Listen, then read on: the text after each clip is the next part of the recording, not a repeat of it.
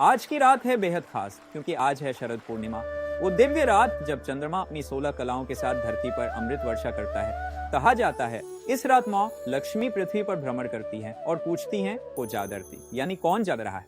जो भक्त जागते हैं, दीपक जलाते हैं और माँ लक्ष्मी की आराधना करते हैं, उन्हें प्राप्त होता है धन, सौभाग्य और समृद्धि का वरदान। इसीलिए इसे कोजागरी पूर्णिमा कहा जाता है। हिंदू मान्यता के अनुसार शरद पूर्णिमा की रात भगवान श्री कृष्ण ने राधा और गोपियों के साथ महारास लीला रचाई थी।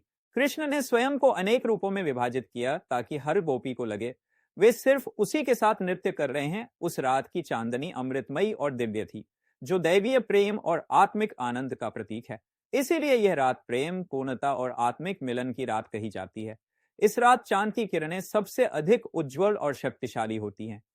कहा जाता है कि इन किरणों में अमृत तुल्य ऊर्जा होती है, जो शरीर और मन दोनों के लिए लाभकारी होती है। इसलिए इस दिन दूध और चावल की खीर बनाई जाती है। अगर संभव हो तो चांदी के बर्तन में, वरना किसी भी स्वच्छ पात्र में बनाकर खुले आसमान में रखा जाता है। ऊपर सफेद कपड़ा ढक दिया जाता है ताकि चांदनी की अमृत किरणें उसमें समा जाएं। सुबह ये खीर प्रसाद के रूप में पूरे परिवार द्वारा ग्रहण की जाती है, जो स्वास्थ्य, समृद्धि और शांति का प्रतीक है। इस वर्ष शरद पूर्णिमा 6 अक्टूबर को दोपहर 12:33 बजे से शुरू होकर 7 अक्टूबर सुबह 9:16 बजे तक रहेगी। खीर 6 अक्टूबर की रात को बनाएं और उसे चांदनी में रखकर सुबह प्रसाद रूप में ग्रहण करें। इस दिन से लेकर दिवाली तक हर रात सोने से पहले श्री सूक्त पाठ करने से मां लक्ष्मी की कृपा स्थायी रूप से बनी रहती है।